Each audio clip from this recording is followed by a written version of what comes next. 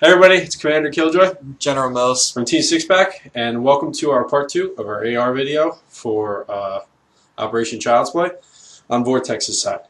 Now, I want to give a shout out yes, to Ivy, my defensive coordinator, for protecting me. I didn't die at the end, so he did a good job. and also, dude, thanks again for blowing up General Mills's Facebook page the whole time. So we figured, hey, he kept us on doing this video. Yeah, yeah, thanks, dude. Thanks. I'm happy that we're finally getting it out to you guys. Okay, guys, pretty much what we're going to be doing is we're going to be going over the video, and we're going to be going over what happened from Vortex's side of the game. Oh, before anything, I hope you guys like the hat. We are going to be getting more. This was one of the hats that Wolf Dogs and had made for the Generals. We just didn't get them in time. With the St. Jude's logo on them. That's actually a good point to bring up. We are going to be getting other stuff. I know I already brought this up in the Wolf Dog video, but we are going to be getting stuff to give back to you players, especially you guys that are becoming. We're going to do patches and T-shirts and stuff like that. So more stuff's on the way. But before we get into anything, guys, and start going over what happened on Vortex's side, the first thing I want to do is I wanted to add I wanted to add on to what we're going to be doing in the future. Now, I said we're going to be doing these charity events once a year.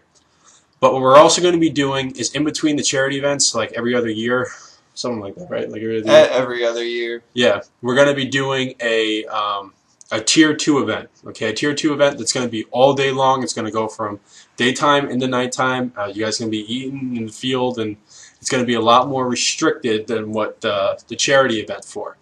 And the whole point of this event is to raise funds so that we can keep doing these charity events. That's the whole thing.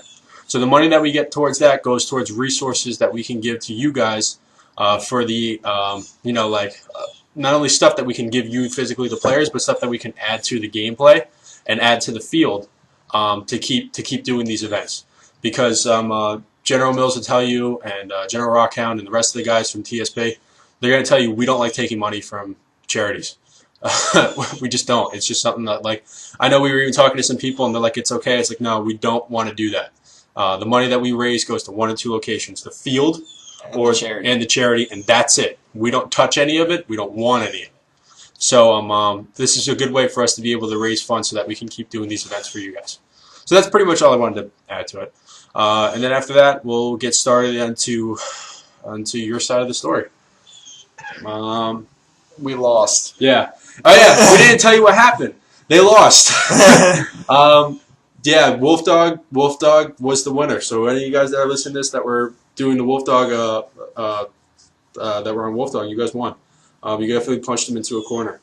So the first thing is, and I want to expand a little bit more on what we're going to be correcting than I did on the last one, because the last video was 30 minutes, and I didn't want to waste too much time with this. Was it really? It's 30 minutes. I didn't watch it. It's like 29 videos. Yeah. So about 30 minutes. So this one we're actually going to, hopefully it won't be as long. And we'll be able to go over more what we're going to correct. And as he's talking about it, I'm going to be introducing things that we're going to fix, because there was a lot of problems on the Vortex side as opposed to the Wolf Dog side. And those need to be mentioned. Now, that doesn't affect the outcome, but it does have to do with the fact that we want you guys to be aware that we're going to be fixing this for the next game. So let's get started. When we first got there, right, the day before setting up was just me and another one of my teammates. Everybody else was busy. There was a lot of problems, and obviously we also had to deal with the fact that there was 1.5 feet of snow. So we didn't get to really go ahead and do everything that we needed to get done. We didn't have everybody there. Everybody was busy, and that was my bad. I should have basically made it where when we did the event, we had to take it off the day before. So there wasn't as much preparation that I got to get done the day before that should have been done. So with that said, that's all on my bad. So what we're going to be doing for the next game is we're going to make sure for the pre-setup, everybody's going to be there the day before. The commanding officers are going to be setting their own traps.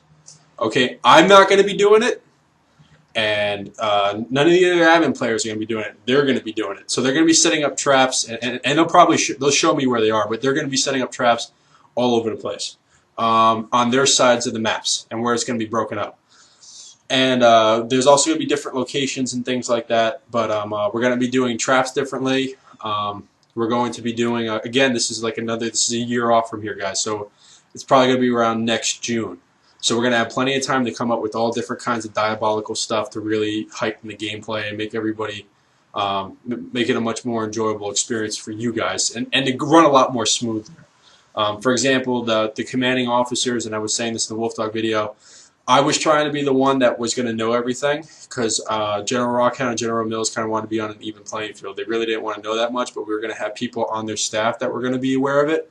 But there was a total breakdown of communication on General Mills' side because he was about 10 feet from the cell tower. The cell tower, and it was messing up with all the radio frequencies. Sometimes he could listen, but he couldn't respond. Like, you could listen to a bunch of them, but you couldn't respond. I heard some things, and then I tried calling you. Didn't work. Yeah. So it was all kinds of messed up. So he could receive stuff, but at the same time, he couldn't talk to us.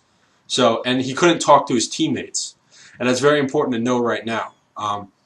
Another thing is, as far as setting up the field, guys, next time, we're still going to split the field up. So we're going to have one team up north and another team up south. Which one we decide won't be done. We'll figure out as it progresses. But it's going to be a lot easier for next time because it will be in the summer, all right? And this way, a lot of the ground is dried up. Hopefully, it won't rain 3 or 4 or 5 days beforehand. It won't be windy. It won't be windy. And if it is windy, that's better for you guys. Which all you Vortex players know from the staging area, how cold that was. Yeah. So what will happen for next time is you guys will be able to drive your cars right to where you were stationed. I already talked to to Hollywood about that. Whoever is going to be there, whether it's Wolf Dog or Vortex, we're still trying to decide. Whatever team gets set up there, they're going to be stationed right there. So you guys will literally be able to pull your trucks right up, and if it is windy, you'll be able to create a wind barrier. And you won't have to worry about bringing tables and stuff because you guys can literally just get your gear done and walk 5 feet, and there you go. So we figured that'll be a lot easier.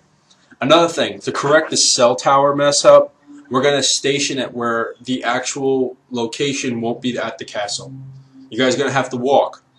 It won't be at the castle anymore because this way, obviously there was just bad communication setups, and that was really unfair from one side of the teams. There was a lot of stuff that he could listen to, but at the same time, there was a bunch of stuff that he couldn't respond to. He couldn't really interact with us when we were trying to make sure that we were all on the same page, and that caused a huge breakdown, and he couldn't interact with his own units. So we're going to be fixing it up where the main location won't be the castle, it'll be somewhere else, so this way you'll be far away enough where your radio should not be shutting down on you all over the place. And that's something else that we're going to be talking to, but it's going to be the same setup location. We're going to have garbage cans there next time.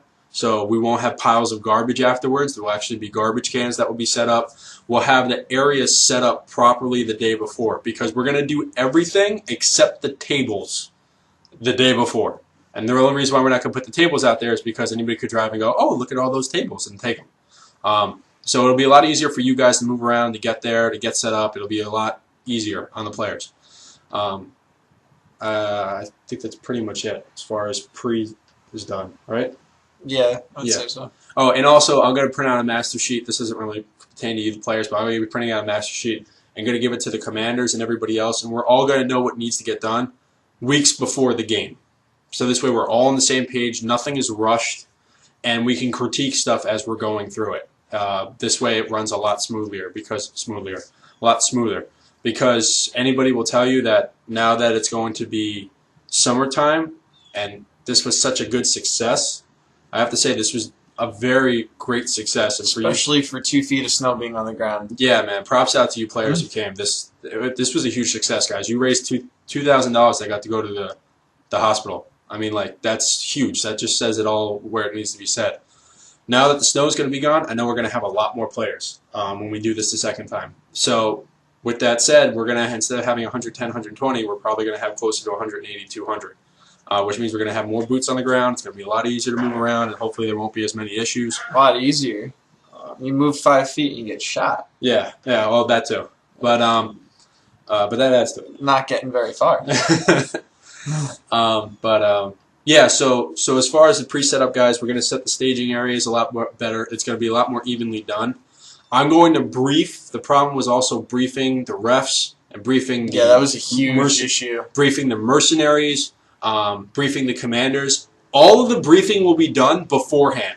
And I'll talk to Hollywood about it. I'll do what I got to do to set things up. We're gonna see about placing one of our own guys on the Merc squad because that it was like we didn't know who the Mercs were on, and it was really confusing. Which was also really cool because it added to the game. But if there was a problem or an issue, we wouldn't have been able to know what was going on. Yeah. The only one I was able to pick up on the transceiver was Frenchie, and even that was back and forth. Like sometimes I would get him, and sometimes I wouldn't. So that was all over the place as well.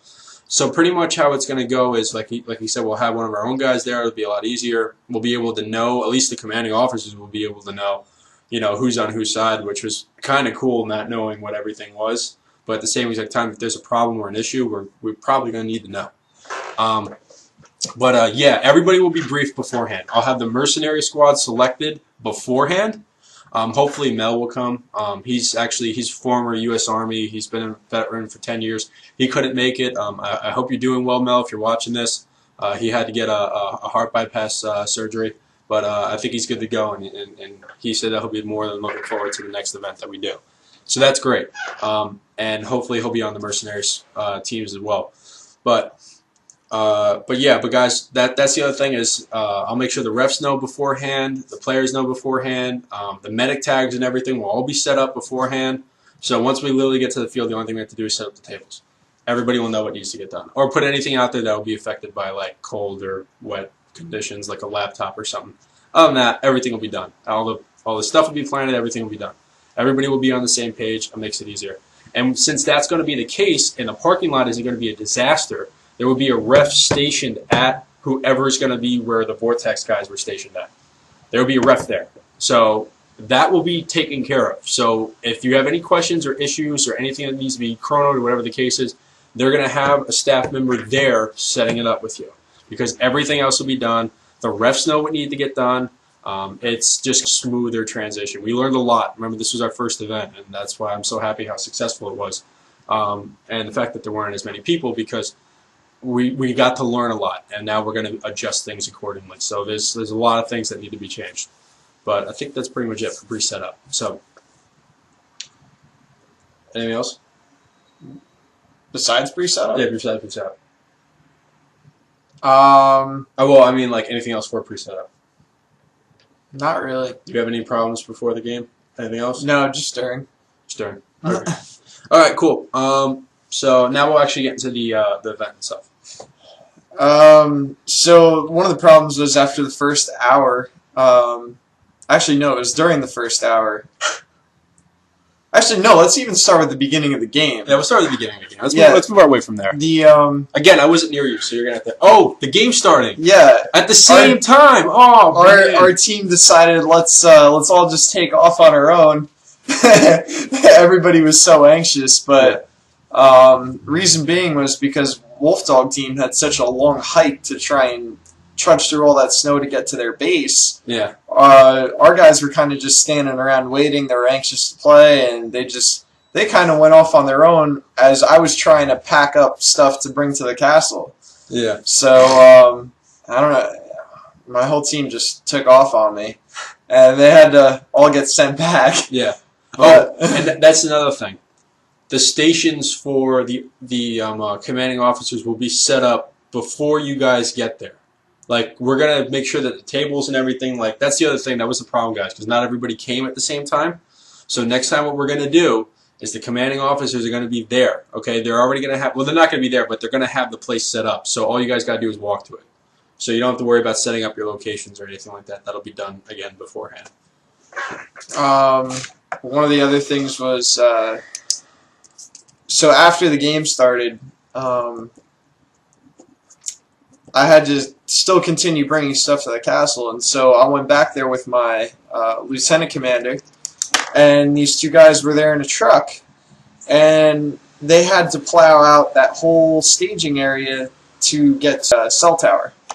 And so it was just me and the lieutenant commander. We had to move everybody's stuff, and that's why all of you came back and all your stuff was moved in different areas, was because there was only two of us to move everything. So I wasn't even paying attention to what was going on the first hour of the game. Then during the game, I had a lot of communication problems because of the cell tower. And one of the other things was the communication tower, which we did something very interesting where Rockhound's team kind of pushed up all the way to the comm tower, but there were guys on our team, I think it was Alpha Squad, that pushed all the way up to Rockhound's area. Yeah. So there were tan guys, and I said this in the last video, there were tan guys and there were green guys all over the place. Yeah, they were at opposite ends of the field. And it's funny because green team is like I was talking to Wolf Dog, and they were like, yo, I think we got them in a corner. I was like, I don't think you do. I'm literally looking at 20 tan guys right now in CQB City. And he's like, yeah, but I don't think they know what they have to do. And they didn't. Like, there was no radio communication. So there were tan guys all over the place, and green guys were the only organized force pushing up, but they pushed so far up that there was just tan guys everywhere. And I was like, oh my God. There you go. So yeah, communication was a problem with the cell tower. As I really couldn't get much further than the comm site to get to guys. Yeah. I wasn't actually hearing. Actually, no. There was one guy that I was able to communicate with who was all the way up at Oil Rig. Yeah. But other than that, I couldn't communicate with anybody beyond CQB City. Yeah. So it was really tough for me to find out where everybody was. And then we had 2 radios die. So that was a problem. Yeah, heat, cold. Again, Yeah, stuff cold else. weather. And that's another thing too that we'll know. We'll have extra batteries and stuff for it. And the difference is also was Jerry had 4 really good radios that worked great, and he had a whole bunch of AA extra batteries. So if radios went down, he just was changing them, and that's why he had a much better time with communication. I would say I had 3 good radios. Yeah, yeah. So that was a little bit more difficult. But all right, so talk about where you moved your troops first. Man, this is so long ago. I moved most of my forces to CQB City. Yeah. And I had them push through there because I figured that was a little more packed down from Wolf Dog walking through. So I decided to have... Was this second half or first half? This was first half. I actually told my guys, I sent a couple squads through CQB City. So I sent 2 squads up first, and then I sent another 2 squads behind them. And so the first 2 squads pushed up through CQB City, and they were just the attacking force. Anyone who met them, they were going to just take them out. The second 2 squads behind them, their job was to search through all the buildings, find any intel, any information that was there. So that was what I did there. And then I had my last 2 squads. I had them take over the comm site and then UN, and then set up a security beyond UN, try and push for drug lab if it was necessary. But I mean, you're getting into Wolf Dog territory now. Yeah. Yeah. Because when I was going, I saw a whole bunch of guys from your team by drug lab shooting back into Wolf Dog's area, and they were shooting back. I'll tell them about the assassin, because they heard about the assassin from Wolf Dog's side. They didn't hear about it from your side. Big shout out to one guy on our team that basically lone wolfed it. Oh, he found us on the AAR. Oh, he did? Yeah, he did. He found us on the AAR. He went all the way behind enemy lines and then almost took out the commander. An hour and 20 minutes, this guy. Unbelievable. And he got half the squad that was stationed there. By himself. Yeah. That was unbelievable. All right, so let's go into... so we had after that was the first half. What'd you do with the debrief? Did you do a debrief? Not really. Not really? Not much of one. Well, and the thing is... This is what we're going to fix, too, for our Tier 2 event. And probably for... I really want it where you guys eat in the field. That's what I would love. But I have a very strong feeling that's not going to happen. Yeah, I don't know if that's... So that'll probably be for our Tier 2 event, because that's going to be a 12-hour event. I don't want to break. But as far as this is concerned, I wanted to do a debrief section, which seemed to work well for Wolf Dog, but I wasn't over by you, so I didn't know. Where everybody just got set up, and we had some of your tan guys there, and Jerry's and Wolf Dog's and Rockhound's looking at me like, "Can you tell them to leave?" Like, I'm trying to talk to these people, and I literally told the guys, "Come on, guys, you got your pizza, get out." And they're like, "All right, cool." and they left, and then they started doing the debrief, and it actually worked very well. I liked the debrief idea. It just there was so much chaos over by you. I think it was a lot harder to do. Which next time, whatever the case is that because you guys order food and deliver food all the time, and since it's just a tier 1 event, like we're gonna be doing it in blocks. So so we'll do like 3 or 4 hours, and then we'll break. And when we break, it should be better for you guys because now that stuff's gonna move a lot better. You'll have a better chance with the debrief because you still had a ton of guys trying to make its way back there, and there was all kinds of chaos and stuff like that. Well, the thing is, I had it was really unorganized. I had some guys that were taking a break, and then when they were done taking a break, I had another set of guys taking a break, and then I lost about, I would say, anywhere from half to 2/3 of the team just went home. Yeah, he had a lot of guys leave. The cold weather kind of did that. And the fact that, like, when we went back to his area, we saw, like, socks that were just left. Yeah, like, there were socks. There were just socks that were just soaking wet left on the thing. But, yeah, so it was tough. And in the second half, I just told my guys, I was like, listen, don't stray too far. We're just going to try and hold it down as best we can. Yeah. And but we still had one group of guys, I think it was Alpha Squad again, pushed all the way up through CQB into Oil Rig and Village, and then they were up there, and then the rest of my guys were down in CQB, like the north end of CQB, and the UN, and the comm site, and then the rest of the guys were in the castle. Yeah. Probably one of the coolest parts is later on in the second half of the game. It's funny, too, because when you're the admin and stuff, no matter what, and the owners of the field during the event, no matter what you do, everything seemed like it was going wrong. And we were worried that it was spilling over into you guys. But fortunately, everybody was telling me that they were having a really good time, and that was great. And you guys liked the whole trap idea, and you guys liked the whole intel idea and all that kind of stuff, and trying to actually find. And that's something that we want. We're going to keep something similar to that, where I think the best part about it was having. They didn't know about the intel. Like, they're going to know that something will go down after a certain time, but even your commanding officers still won't know exactly what it is. They'll know that it's something, but they won't know exactly what it is, and they'll know what the name of it is. But they like the idea as well as not kind of knowing what the mission was and having to rely on the players to tell them. Because I think that worked very... Like, you guys seem to enjoy that, too. Well, like it didn't work for you. It didn't work for my team. It worked awesome, dog. It didn't work at all for him. But that's why we're going to move the locations again. Communication shouldn't be an issue for the next game. Well, one of the things was I had a lot of my teammates... Well, a lot of my guys were picking up the intel. Yeah. And they weren't reading it. Yeah. And I don't know if they realized that the intel actually had intel that they were supposed to read, because they would just bring it back to me and hand it to me like, here you go. And so it was kind of hard for me to organize my guys, look at the intel, and send people where they need to go. Yeah. I think Charlie Squad was on their game, though. They were the only ones bringing actual intel back. Yeah.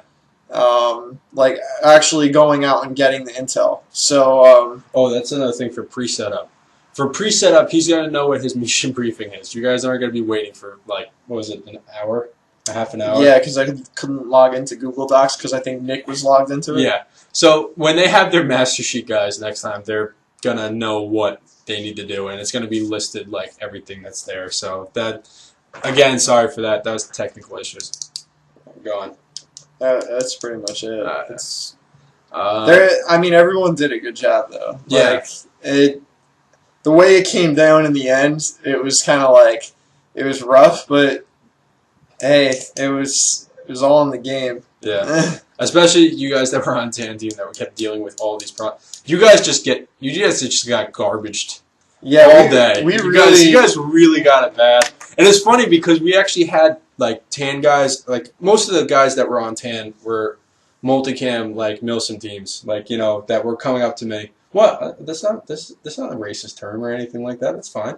We're grouping. You know, a lot of you guys there's a bunch of you guys that have done these a lot. I'll say that. Oh yeah. Yeah, there was a bunch of you guys that were on the team that did this a lot. That's how I'll phrase it. And and people actually thought that we were like favoring the other team. We really weren't. Like, it was just, we had no idea because even when they do the regular, like, events and stuff like that, their HQs, they'll be around the castle, but they're usually not in the castle. But that's just kind of where people set it up on the field. So, like, the commanding officers usually play. Like, they're usually out there playing with players. I think they only had 2 or 3 events where the commanding officers tried sitting at one location, looking at maps, giving directions. And they didn't do it from the castle. So even the field didn't know that the satellite dish was the cell tower was gonna screw up the radios that bad. So that was a learning experience for the field and for us. Some of the multicam guys were coming up to me, were like, "Were you favoring the other team?" It's like, no, we weren't. Everything just seemed to be going wrong with you guys. Because you guys got to know, this is the first time that Zulu ever had it where there were 2 stations for where you registered. That's the first time Zulu ever did that. It's also the first time that they actually had commanding officers and radio operators inside the castle that close to the cell tower the whole game. They never had that before. It was the first time that when we were setting up locations where to be bringing stuff and kind of see where to put everything. And obviously we had to deal with the parking situation, which was horrendous. But they did the best they could. But you guys got to understand, like, there was a lot of snow. Like, it's just they could only plow so much. So all that kind of stuff was, a big learning experience for them and for us. And, if anybody got hit in the crossfire with that, I'm really sorry. But even from the guys that I heard that left, they still liked the game. They were just cold. Like, your guys. Oh, yeah. I heard from my guys, they were like, I had a great time. And I was like, you know what? That's awesome to hear. Yeah. I don't think we had a single negative thing the whole game. Other than, like, obviously the, what is that thing called? Obviously, other than the AAR where you guys were telling us what happened. But that's what we wanted to hear.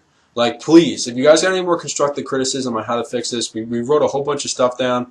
We got it all listed. We're going to be changing the flags to white flag. We're going to have white flags at each location. So yeah, that was another thing with flags because there was yellow flags and red flags. Yeah, which we knew that. Yeah, but then I think at the comm site there was a purple flag, and we were like, "What does the purple flag mean?" I don't know. I didn't even know there was a purple flag, and it was hard for us to really go around the entire field and check everything out before because. Yeah, we were exhausted the day before. Like, me and our teammate Shifty, like, by the time I got done, I fell asleep, and he was driving home. Like, I was just conked out because we had to, you guys know, we had to walk through that snow the whole day. So, like, we didn't get to inspect every little detail like we would have if it was summer, And also we didn't have as many pairs of eyes that were out there. And again, that's on me. But yeah, for the next event, like I said, guys, it'll run a lot smoother. You won't have to deal with radio issues or problems, and you definitely won't have to deal with snow. The setup locations will be a lot easier. The transitions will be a lot more fluent. We're going to have more guys out there that are on our team that are more eyes and ears. Yeah, because that's the other thing, too. Now we know where to split everything out. Now that we're going to be on the same page with the generals and we kind of know how we're going to have to do this, and everybody's going to have a master sheet, and et cetera, and so forth. So that, like, they're not going to know what they're doing to each side because they have to have some fun too, guys. They're not going to know that, but that doesn't matter because that's not going to influence the game. Like, where he positions his troops, the other enemy commander doesn't need to know that. Like, that takes away from the game, and it makes it too linear, and that's not what we want. We want it to be an enjoyable experience for everybody. And everybody was telling us about how they loved their generals because they did a good job. Like, they were actually into it. They were fighting. They were going all chaotic. Like, they were listening to what they were saying. They were relaying information back. Everybody enjoyed that. And that's what we want to keep. We don't want it to be to the point where it's like, all right, let me take out my script. All right, line 1, fact 6. Yeah. All right, let's go detonate a bomb. Like, we also don't want it to be like, your commander's out in the field playing and not responding to the radio. Yeah. So. We're not knocking that. If that's what you want to do, that's fine. But that's just something that we don't do. As a prior experience, we've just experienced guys that they haven't answered when you're calling. Yeah. And therefore that runs into a lot of situations where your team doesn't know what to do. Yeah. And so answering the radio was something that we decided would be one of the most important aspects to this game, because it's just like it helps people when they know what to do and what's going on, which fortunately that didn't work out so well because of the cell tower. Yeah. But yeah, it's just a learning experience. Yeah. Oh, tell about the Alamo. What I'm about going to tell about that castle, the final stand. Because they got... I didn't want Wolf Dog to talk about it. I wanted you to talk about it because you were there. What, the mass chaos that was going inside the castle, the final minutes of the game? Yeah, go. It was insane. Explain from the nuke on. Because that was pretty close to that. Oh, all right. Well, let's start with the fact that Wolf Dog tried to do an airstrike on the castle. Yeah. And I did something really smart, I guess you could say, and that was I decided not to be in the castle. Now, did you hear them say that, or no? No. Oh. I they thought you heard them say that. And I was like, I'm pretty sure Rick didn't hear that. I didn't hear that. It's just that I knew something was going down. Yeah. And so I decided, you know, if they're going to try and kill me, Yeah. I'm going to be out. Yeah. And so I decided to go about, like, maybe 30, 40, 50 feet beyond the castle. And I was hiding behind a tree. And I was sitting there, and the ref comes up and blows up the... puts an airstrike down on the castle, and I wasn't in there. So our communication didn't go down at all. Yeah. Even though it was down anyway. Yeah, right? But that was the other thing. We actually had another airstrike we could have used. I should have sent it down on the Alamo after he did that to me. But I felt bad because the ref was complaining that he walked all the way there. Yeah. I was like, I don't want to make you walk all the way back. That'll be a lot easier, too. Yeah, that was hard. The ref that I had, he was running back and forth all day. I felt so bad for him. And what we're going to do next time for the refs is we're going to have refs in opposite ends. And this way, if there's a pyrotechnic or something like that needs to go off, because, like I told you in the last game, guys, we got VTGs in, and we got Reapers in. Actually, no, you pause. Do we really need to show him? Yes, we need to show them. Just to show you his beautiful blank firing grenade that costs like $180. Grenades, mind you, and it does not cost that much. Bullshit. Alright, so guys, so pretty much what we got for next one is Reaper grenades. Alright, for those of you guys that know what these are, these actually like blow up and they can be launched at locations. He's like a crack dealer for airsoft. I'm pretty bad. And then we also got, if any of you guys have ever seen these, which I know you have, we have VTG grenades now. Actually, we're going to have 2 of them. Just so you know, that's not a VTG grenade. That's a blank shotgun shell. Yeah, it's a blank shotgun shell. The VTG grenades, you take this, you put them in, and then it blows up, and it makes a very loud noise. So we're going to be having those as well. And so it's going to be a lot more pyrotechnics and stuff. So we kind of have 2 of everything right now, which is great. Because what's going to happen is that the commanding officers are going to be stationed. There are going to be refs at 2 different locations. One's going to be closer to their base. The other one's going to be closer to Wolf Dog's base. And this way, if a pyrotechnic needs to go off, we don't have to worry about a ref literally walking all the way from one location to the next location. All right, you guys, they'll just be able to just launch it right away. So we figured that'd be a lot easier and a smoother transition because it will allow for, even during the summer, that's still a lot of walk, and that takes a lot of time. So this way, if we have 2 of everything, it just makes sense. You know, now we don't have to worry about that. Rather than taking 30 minutes to blow something up, it only takes 10 or 15. That's pretty much it. That's it. Oh, the Alamo itself. So what was the chaos that was going on in the Alamo? The castle. The castle. Sorry, this video is way too long, but it's all right. Well, we were going nuts inside the castle. I even remember Hollywood was in there. Yeah. And, like, we have guys going all over the castle, shooting out the windows, shooting out the sniper tower. And I remember Hollywood just saying, it made me laugh, too. He's like, this brings me back to Afghanistan. It was great. And then you got General Rockhound who's singing "We Are the Champions" through the radio. For like, we're listening to the other team's comms, and you're just hearing "We are the champions." Just actually, no, I think they patched into my comms. Oh, they patched into your I think so. Yeah. But we did, for some reason, somehow we ended up with the comm tower radio for the second half of the day. Yeah. because the ref dropped the radio. And he left. And he went to work. Yeah. He had to go to and another job, so he just gave the radio to them. No, he just. Oh, you're out I there? think it fell out of his pocket, and one of our guys picked it up and thought it was intel and brought it back to me. So we had the enemy's comms the whole second half of the game. Yeah. And before anybody gets upset, it didn't change anything. So. Yeah, it really didn't help much. Because I got picked up. I was the down pilot, and I had 6 guys picking me up from Wolf Dog's team, and they had to bring me to a location. And they actually had to carry me on a gurney.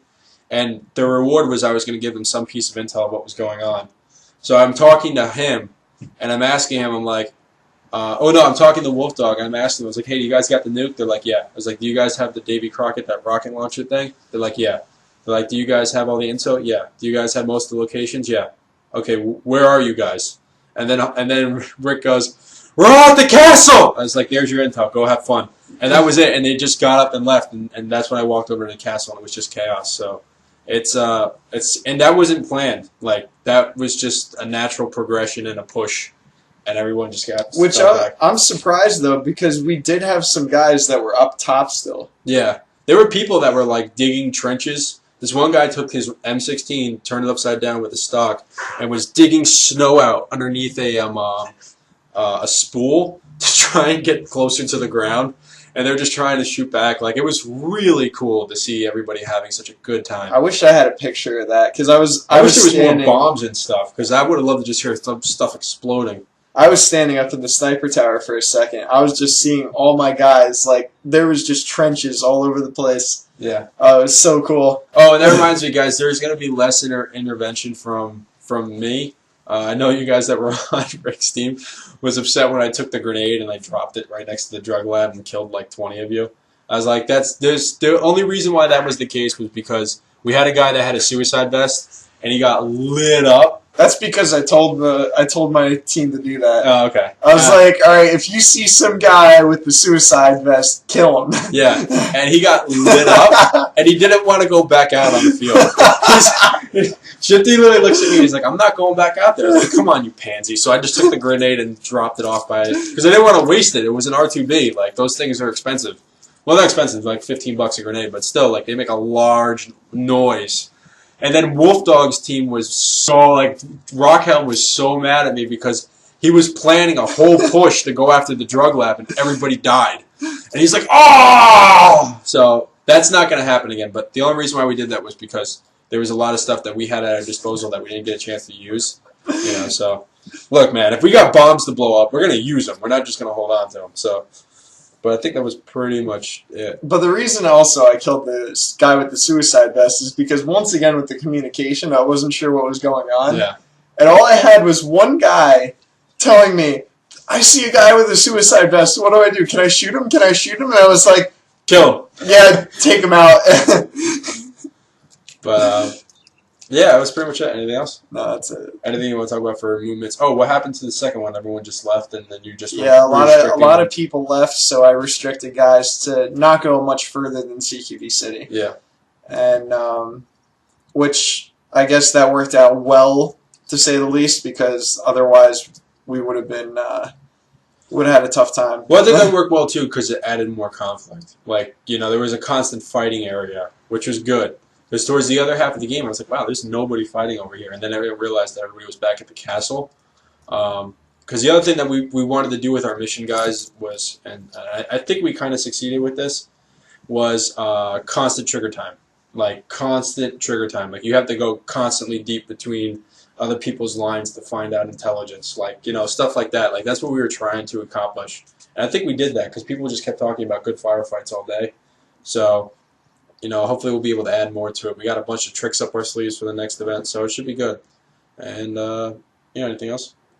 It was a good op. It was a good op. You guys did a great job. Thanks for coming out, man, and supporting it. It just meant a lot. You know, you guys made some. You definitely helped some kids out. So that's a huge thing.